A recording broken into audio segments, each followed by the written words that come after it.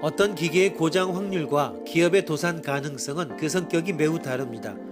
기계는 환경이 변하지 않는 한 고장 확률은 그대로이지만 기업의 도산은 가능성 발표만으로도 영향을 받기도 합니다.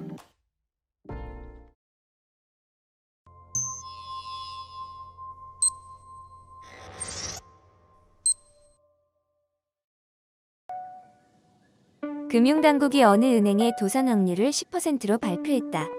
이 발표의 개별 예금자들은 10%라는 확률을 개인적으로 해석할 것이다. 즉 주관적인 확률로서 받아들인다. 만약 일부가 위험하다고 생각해 예금을 해지해버리면 도산 확률 자체가 변해버린다. 도산 확률이 피드백 메커니즘을 갖고 있어서 당국의 발표가 도산 확률을 변화시킨다. 확률을 좀 더 넓고 현실적으로 보자는 의미에서 의료 현장으로 이야기를 옮겨보자. 가령 당신은 암에 걸려 이후 평균 5년 동안 생존할 가능성은 70%이다라고 선고받았다. 이 가능성 선고는 어떤 영향을 미칠까?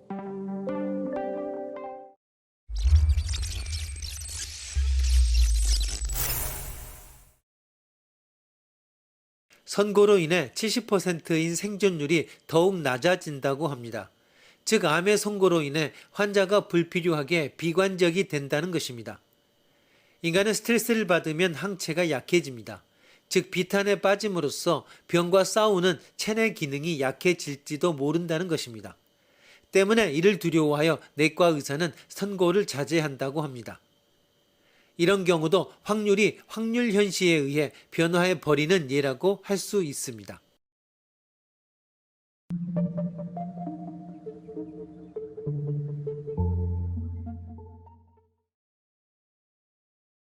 대출 기피의 근거, 확률의 피드백 현상은 은행의 대출 업무에서도 볼 수 있습니다.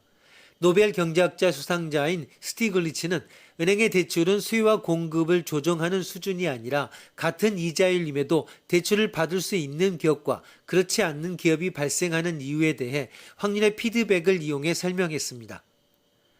대출 이자를 R이라고 합시다. 이때 R의 이자율로 돈을 빌리고 싶은 기업이 모두 빌릴 수는 없는 것이 일반적인 상황입니다. 이는 왜 그럴까? 일반적인 수요 공급이라는 경제학을 적용한다면 대출 자금의 공급량에 비해 자금의 수요가 많지만 이자율은 급등함으로써 수요와 공급이 조정되어 빌리고 싶은 기업 모두는 빌릴 수 있게 됩니다. 이때 이자율이 가격의 역할을 합니다. 그러나 현실에서는 이러한 현상이 일어나지 않습니다. 이유는 은행들이 높은 이자율로 빌린 기업은 리스크가 높은 사업을 하는 기업이 많다고 추측하기 때문입니다. 높은 이자율은 당연히 기업의 원리금 상한 이후에 수익을 낮추기 때문에 높은 이자율이라도 빌리려고 생각하는 기업은 사업이 성공했을 때 높은 수익을 기대해 상환 이후에도 충분히 수중에 수익이 남는 사업에 착수할 것입니다. 물론 이러한 사업은 성공 확률이 낮습니다. 그러나 이 사업에 착수하는 기업은 실패하면 도산하여 채무 불이행을 선언하면 된다고 생각하고 있음에 틀림없습니다. 즉 대박을 노리고 있다고 해도 과언이 아닙니다. 주식회사는 유한 책임을 지므로 도산한 경우 출자자는 출자액 이상의 책임을 지지 않아도 되기 때문에 이러한 작전의 유혹에 빠지기 쉽습니다.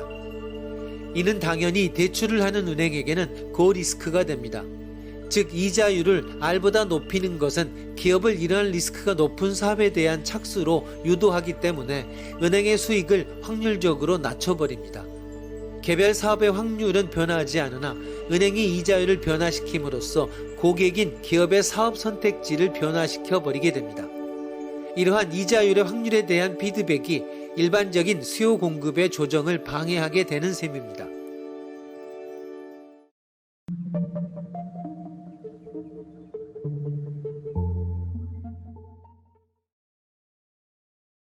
근면한 개미와 태만한 개미 모델. 게임 이론 중에 근면한 개미, 태만한 개미 게임이라는 흥미로운 모델이 있습니다. 생물학에서 개미 집단을 관찰하면 일정 비율로 근면한 개미와 태만한 개미로 나눌 수 있다고 합니다. 만약 근면한 개미가 50%이고 태만한 개미가 50%라고 합시다. 이때 근면한 개미만 모아 정예 부대를 만듭니다. 그러나 50%는 역시 태만해집니다. 반대로 태만한 개미만을 추출하여 부대를 만들어 방치해두면 50%는 괘씸한 듯이 열심히 일하기 시작합니다. 이는 무엇을 의미할까? 근면한 개미와 태만한 개미라는 성질은 사전에 혹은 유전적으로 부여된 것이 아니라는 점입니다. 즉 이들 성질은 개미 사회 노동 환경에 의해 결정되는 것으로 개별 개미의 의욕이나 기량과는 전혀 관계가 없다는 것입니다. 이를 그대로 인간 사회에 적용시키는 것은 무리이지만 학교 등의 경험에서 같은 경우를 발견할 수 있습니다. 유능한 친구들 중에 있을 때는 아무것도 하지 않고 보살핌을 받는 아이들이 우연히 구제불능만 모아놓은 집단에서는 뭐든지 열심히 하는 모습을 보이는 경우가 많습니다. 만약 우리들이 회사를 경영할 때도 사내에서 유사한 메커니즘이 작용한다면 실적을 평가할 때는 신중을 기할 필요가 있습니다. 왜냐하면 부지런하다, 게으름을 핀다라는 행동은 본래 사원에게 미리 내재되어 있는 것도 우연한 작용도 없이 본인의 의지만으로 결정되는 것이라고도 할 수 없기 때문입니다. 이는 근면한 개미와 태만한 개미가 사전에 결정되어 있지 않다는 점과 일맥상통합니다. 어느 쪽의 행동을 선택할지는 사내 작업의 구조와 환경에 따라 확률적으로 결정되는 것입니다. 그렇다면 성과에 의해 사원을 평가하는 것은 두 가지 의미에서 타당하지 않다고 할 수 있습니다. 첫째, 공동작업에 대한 평가로서는 정당하지 않기 때문입니다.